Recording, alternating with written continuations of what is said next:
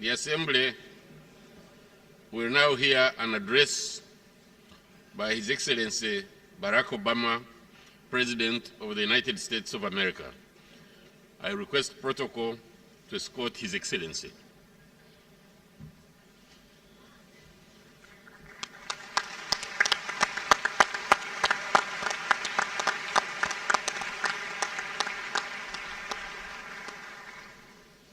On behalf of the General Assembly, I have the honor to welcome to the United Nations His Excellency Barack Obama, President of the United States of America, and to invite him to address the Assembly.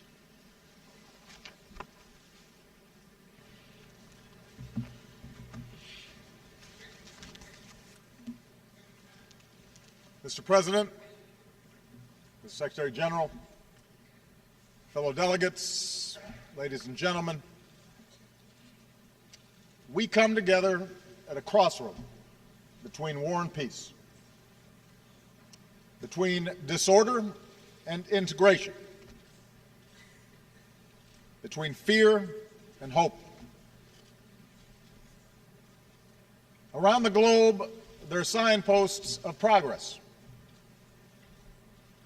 The shadow of world war that existed at the founding of this institution has been lifted, and the prospect of war between major powers reduced. The ranks of member states has more than tripled, and more people live under governments they elected. Hundreds of millions of human beings have been freed from the prison of poverty, with the proportion of those living in extreme poverty cut in half. And the world economy continues to strengthen after the worst financial crisis of our lives. Today, whether you live in downtown Manhattan or in my grandmother's village more than 200 miles from Nairobi, you can hold in your hand more information than the world's greatest libraries. Together, we've learned how to cure disease and harness the power of the wind and the sun. The very existence of this institution is a unique achievement. The people of the world committing to resolve their differences peacefully and to solve their problems together. I often tell young people in the United States that despite the headlines, this is the best time in human history to be born. For you are more likely than ever before to be literate, to be healthy, to be free to pursue your dreams. And yet there is a pervasive unease in our world. A sense that the very forces that have brought us together have created new dangers and made it difficult for any single nation to insulate itself from global forces. As we gather here, an outbreak of Ebola overwhelms public health systems in West Africa and threatens to move rapidly across borders. Russian aggression in Europe recalls the days when large nations trampled small ones in pursuit of territorial ambition. The brutality of terrorists in Syria and Iraq forces us to look into the heart of darkness. Each of these problems demands urgent attention, but they also are symptoms of a broader problem: the failure of our international system to keep pace with an interconnected world. We collectively have not invested adequately in the public health capacity of developing countries. Too often we have failed to enforce international norms when it's inconvenient to do so. And we have not confronted forcefully enough the intolerance, sectarianism, and hopelessness that feeds violent extremism in too many parts of the globe. Fellow delegates, we come together as United Nations with a choice to make. We can renew the international system that has enabled so much progress, or we can allow ourselves to be pulled back by an undertow of instability. We can reaffirm our collective responsibility to confront global problems, or be swamped by more and more outbreaks of instability. And for America, the choice is clear. We choose hope over fear. We see the future not as something out of our control, but as something we can shape for the better through concerted and collective effort. We reject fatalism or cynicism when it comes to human affairs. We choose to work for the world as it should be, as our children deserve it to be. There's much that must be done to meet the test of this moment. But today I'd like to focus on two defining questions at the root of so many of our challenges. Whether the nations here today will be able to renew the purpose of the UN's founding, and whether we will come together to reject the cancer of violent extremism. First, all of us, big nations and small, must meet our responsibility to observe and enforce international norms. We are here because others realize that we gain more from cooperation than conquest. 100 years ago, a world war claimed the lives of many millions, proving that with the terrible power of modern weaponry, the cause of empire ultimately leads to the graveyard. It would take another world war to roll back the forces of fascism, the notions of racial supremacy, and form this United Nations to ensure that no nation can subjugate its neighbors and claim their territory. Recently, Russia's actions in Ukraine challenge this post-war order. Here are the facts. After the people of Ukraine mobilized popular protests and calls for reform, their corrupt president fled. Against the will of the government in Kiev, Crimea was annexed. Russia poured arms into eastern Ukraine, fueling violent separatists, and a conflict that has killed thousands.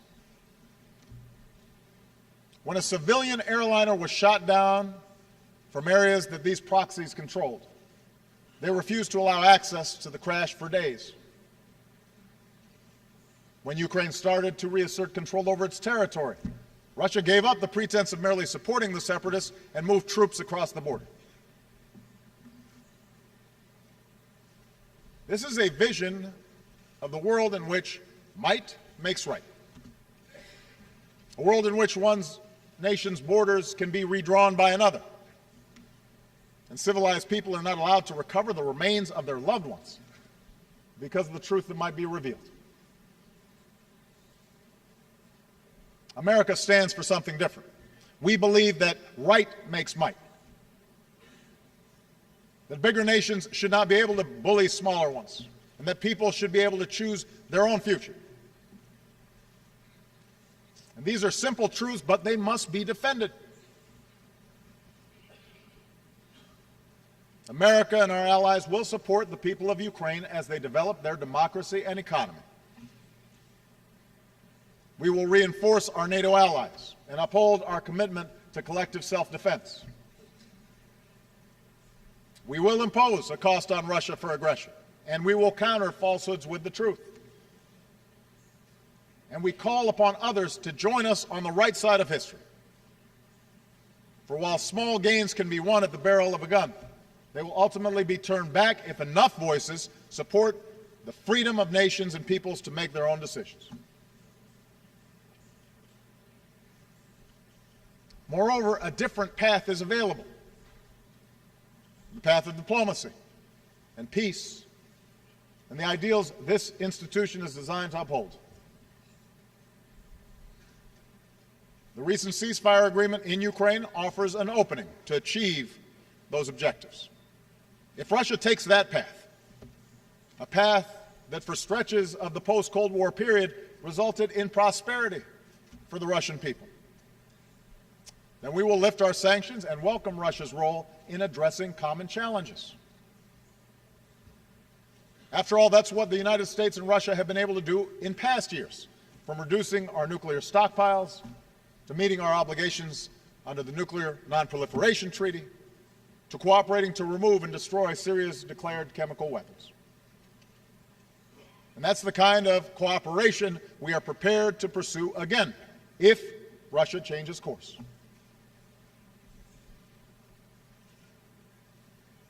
This speaks to a central question of our global age, whether we will solve our problems together in a spirit of mutual interest and mutual respect, or whether we descend into the destructive rivalries of the past.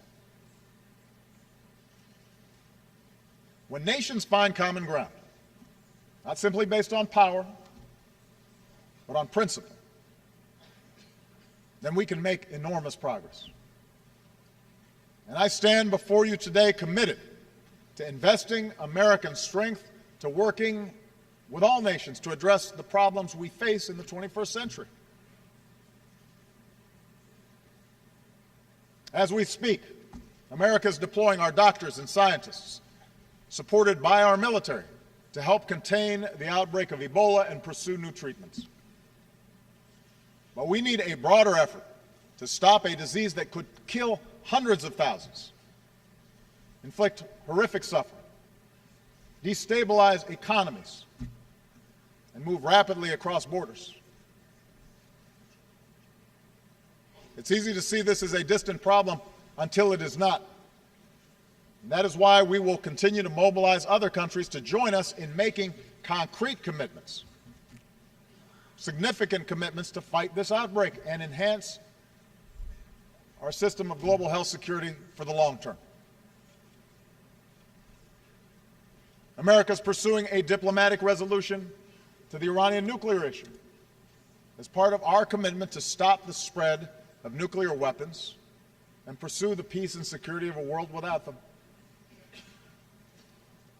Now, this can only take place if Iran seizes this historic opportunity. My message to Iran's leaders and people has been simple and consistent. Do not let this opportunity pass. We can reach a solution that meets your energy needs while assuring the world that your program is peaceful. America is and will continue to be a Pacific power, promoting peace, stability, and the free flow of commerce among nations. But we will insist that all nations abide by the rules of the road and resolve their territorial disputes peacefully, consistent with international law. That's how the Asia-Pacific has grown. And that's the only way to protect this progress going forward. America is committed to a development agenda that eradicates extreme poverty by 2030. We will do our part to help people feed themselves, power their economies, and care for their sick. And if the world acts together, we can make sure that all of our children enjoy lives of opportunity and dignity. America is pursuing ambitious reductions in our carbon emissions, and we've increased our investments in clean energy.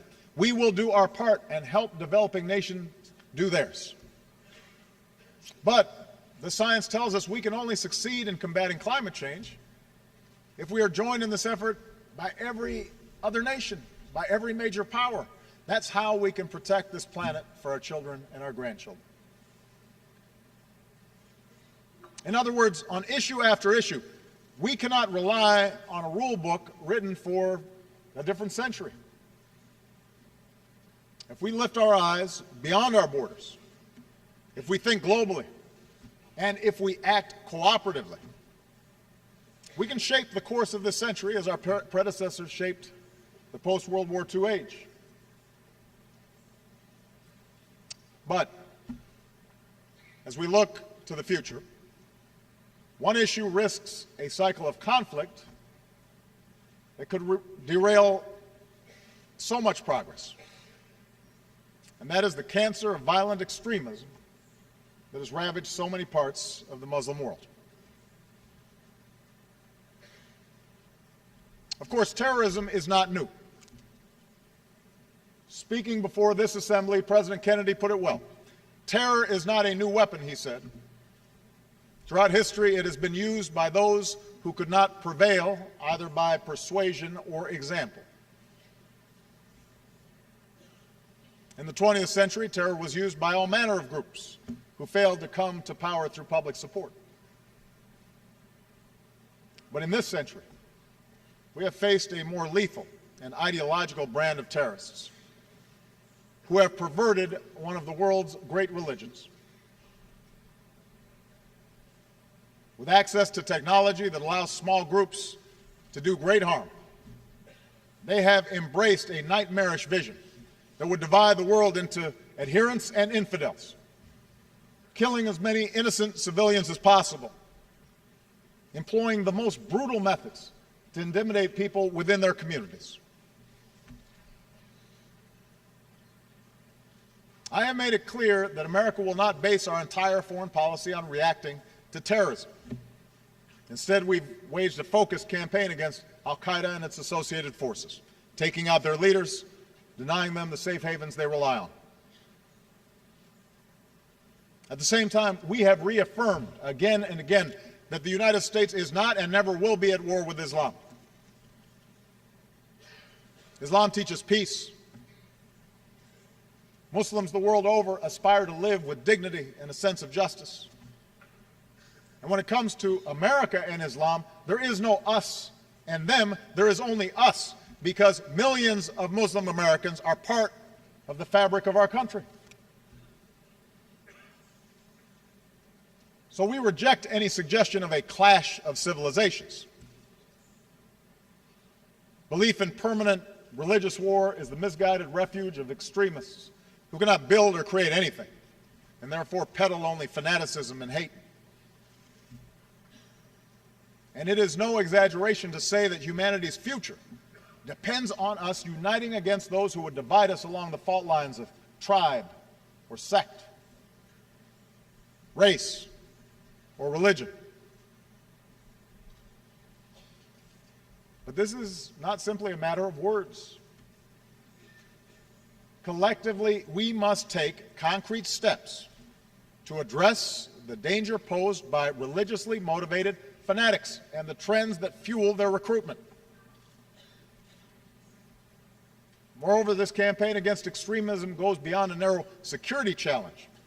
For while we've degraded methodically core al-Qaeda and supported a transition to a sovereign Afghan government, extremist ideology has shifted to other places, particularly in the Middle East and North Africa, where a quarter of young people have no job, where food and water could grow scarce, where corruption is rampant, and sectarian conflicts have become increasingly hard to contain. As an international community, we must meet this challenge with a focus on 4 areas. First, the terrorist group known as ISIL must be degraded and ultimately destroyed. This group has terrorized all who they come across in Iraq and Syria. Mothers, sisters, daughters have been subjected to rape as a weapon of war. Innocent children have been gunned down. Bodies have been dumped in mass graves.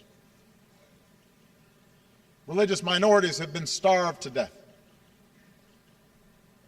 In the most horrific crimes imaginable, innocent human beings have been beheaded with videos of the atrocity distributed to shock the conscience of the world. No God condones this terror. No grievance justifies these actions.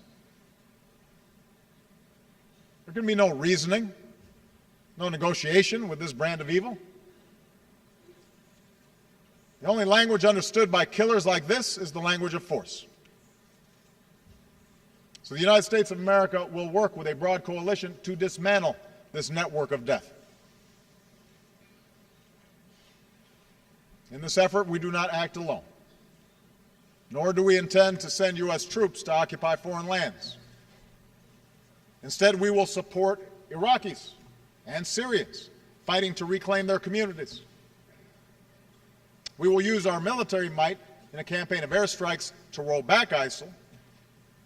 We will train and equip forces fighting against these terrorists on the ground. We will work to cut off their financing and to stop the flow of fighters into and out of the region. And already over 40 nations have offered to join this coalition. Today I ask the world to join in this effort. Those who have joined ISIL should leave the battlefield while they can. Those who continue to fight for a hateful cause will find they are increasingly alone. For we will not succumb to threats, and we will demonstrate that the future belongs to those who build, not those who destroy. So that's an immediate challenge, a first challenge that we must meet. The second, it is time for the world, especially Muslim communities, to explicitly, forcefully, and consistently reject the ideology of organizations like Al-Qaeda and ISIL. It is one of the tasks of all great religions to accommodate, devote faith with a modern, multicultural world. No children are born hating, and no children anywhere should be educated to hate other people. There should be no more tolerance of so-called clerics who call upon people to harm innocents because they're Jewish, or because they're Christian, or because they're Muslim. It is time for a new compact among civilized peoples of this world to eradicate war at its most fundamental source, and that is the corruption of young minds by violent ideology. That means cutting off the funding that fuels this hate. It's time to end the hypocrisy of those who accumulate wealth through the global economy and then siphon funds to those who teach children to tear it down. That means contesting the space that terrorists occupy, including the internet and social media. Their propaganda has coerced young people to travel abroad to fight their wars and turn students, young people full of potential, into suicide bombers. We must offer an alternative vision. It means bringing people of different faiths together. All religions have been attacked by extremists from within at some point, and all people of faith have a responsibility to lift up the value at the heart of all great religions. Do unto thy neighbor as you would have done unto yourself. The ideology of ISIL or Al-Qaeda or Boko Haram will wilt and die if it is consistently exposed and confronted and refuted in the light of day. Look at the new forum for promoting peace in Muslim societies. Sheikh bin Bayad described its purpose. We must declare war on war so the outcome will be peace upon peace. Look at the young British Muslims who responded to terrorist propaganda by starting the Not in My Name campaign, declaring ISIS is hiding behind a false Islam. Look at the Christian and Muslim leaders who came together in the Central African Republic to reject violence. Listen to the Imam who said, politics try to divide the religious in our country, but religion shouldn't be a cause of hate, war, or strife. Later today, the Security Council will adopt a resolution that underscores the responsibility of states to counter violent extremism. But resolutions must be followed by tangible commitments, so we're accountable when we fall short. Next year, we should all be prepared to announce the concrete steps that we have taken to counter extremist ideologies in our own countries. By getting intolerance out of schools, stopping radicalization before it spreads, and promoting institutions and programs that build new bridges of understanding.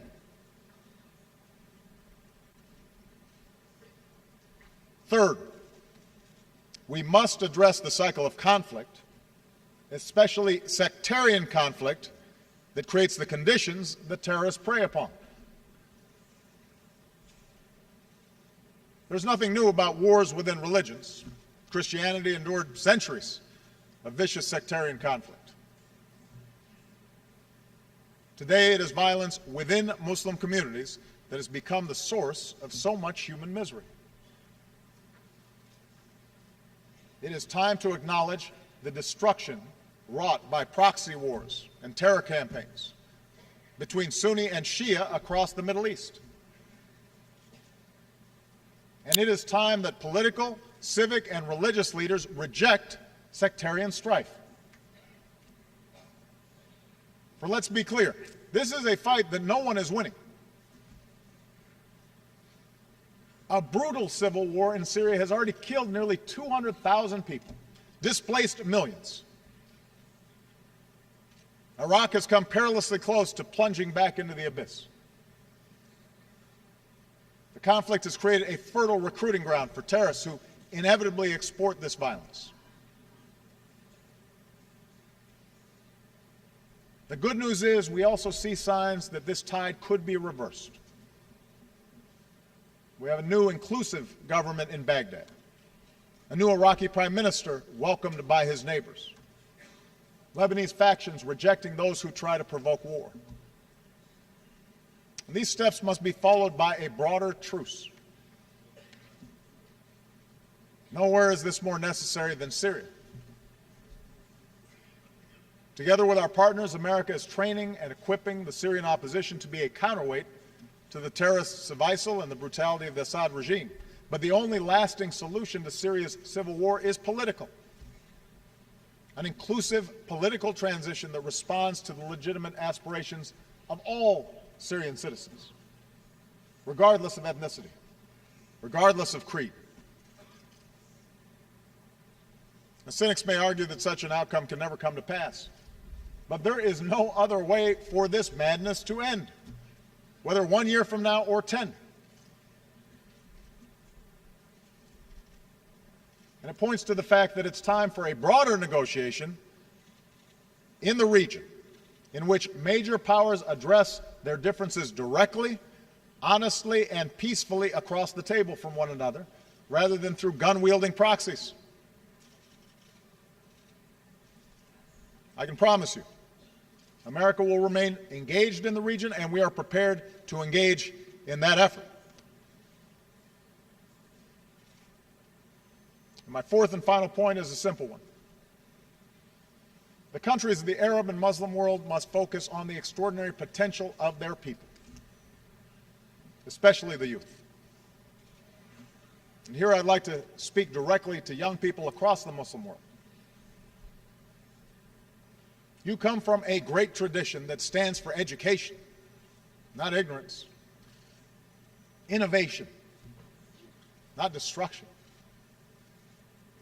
the dignity of life, not murder. Those who call you away from this path are betraying this tradition, not defending it. You have demonstrated that when young people have the tools to succeed, good schools, education in math and science, an economy that nurtures creativity and entrepreneurship, then societies will flourish. So America will partner with those that promote that vision. Where women are full participants in a country's politics or economy, societies are more likely to succeed. And that's why we support the participation of women in parliaments and peace processes, schools, and the economy. If young people live in places where the only option is between the dictates of a state or the lure of an extremist underground, then no counterterrorism strategy can succeed.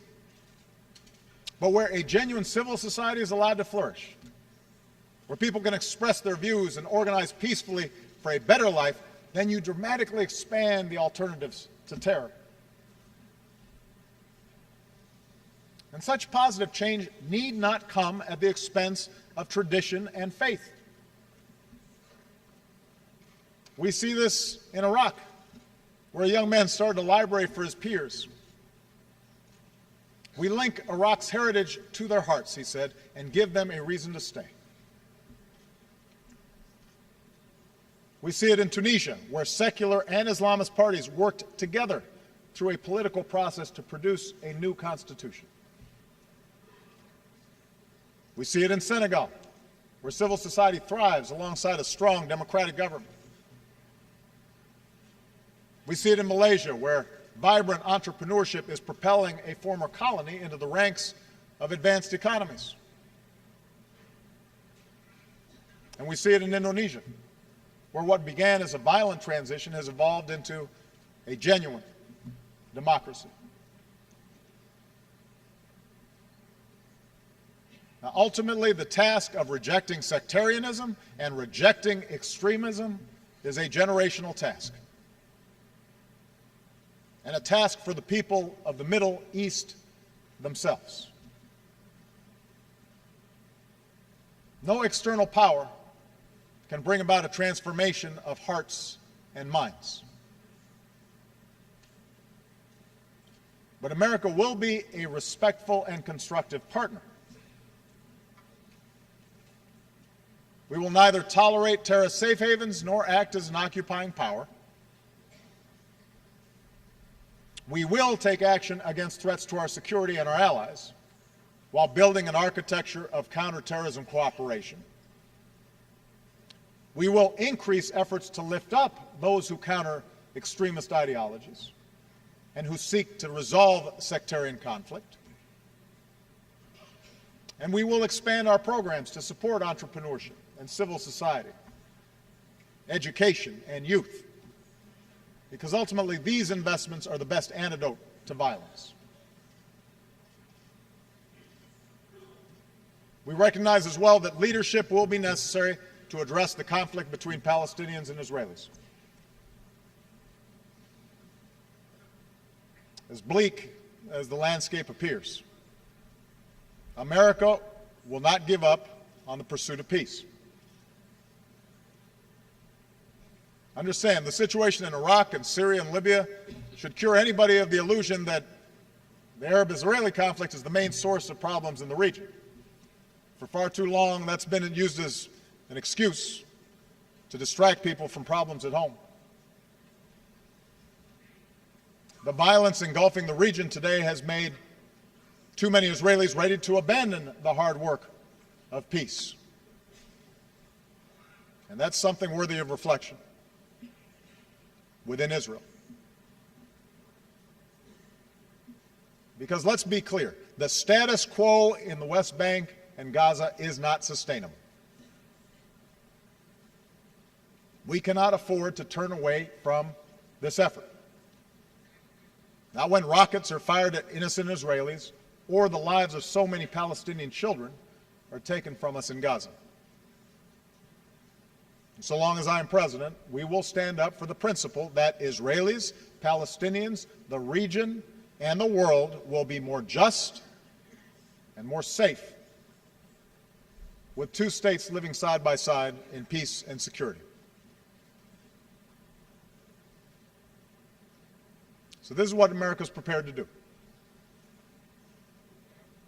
Taking action against immediate threats while pursuing a world in which the need for such action is diminished.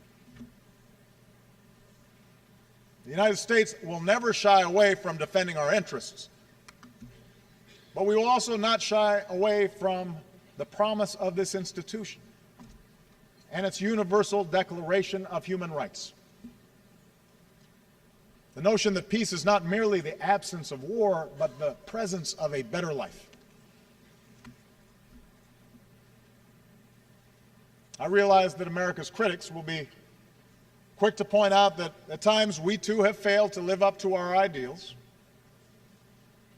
that America has plenty of problems within its own borders. This is true. in a summer marked by instability in the Middle East and Eastern Europe, I know the world also took notice of the small American city of Ferguson, Missouri, where a young man was killed and a community was divided. So yes, we have our own racial and ethnic tensions. And like every country, we continually wrestle with how to reconcile the vast changes wrought by globalization and greater diversity with the traditions that we hold dear. But we welcome the scrutiny of the world, because what you see in America is a country that has steadily worked to address our problems, to make our union more perfect, to bridge the divides that existed at the founding of this nation.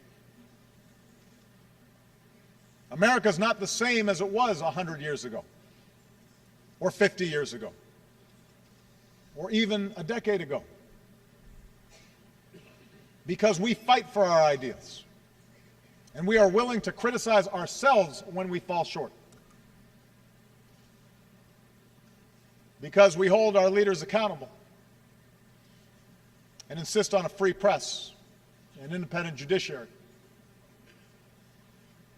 because we address our differences in the open space of democracy with respect for the rule of law, with a place for people of every race and every religion, and with an unyielding belief in the ability of individual men and women to change their communities and their circumstances and their countries for the better. After nearly 6 years as president, I believe that this promise can help light the world, because I have seen a longing for positive change, for peace and for freedom and for opportunity and for the end to bigotry in the eyes of young people who I've met around the globe.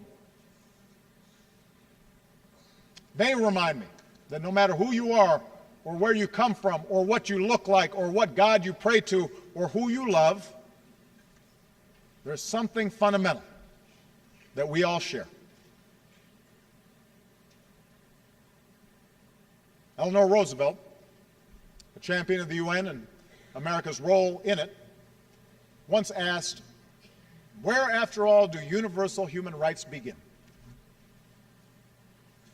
In small places, she said, close to home. So close and so small that they cannot be seen on any maps of the world, yet they are the world of the individual person, the neighborhood he lives in, the school or college he attends, the factory, farm, or office where he works. Around the world, young people are moving forward, hungry for a better world.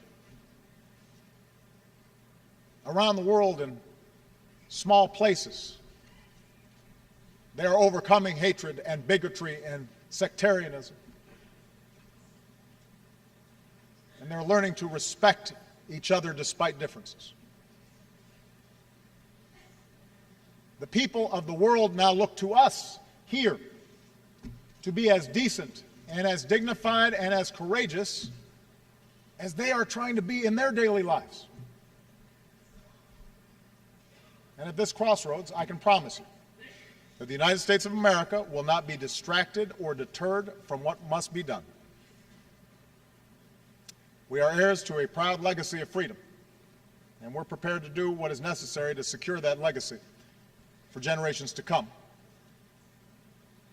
I ask that you join us in this common mission for today's children and tomorrow's. Thank you very much.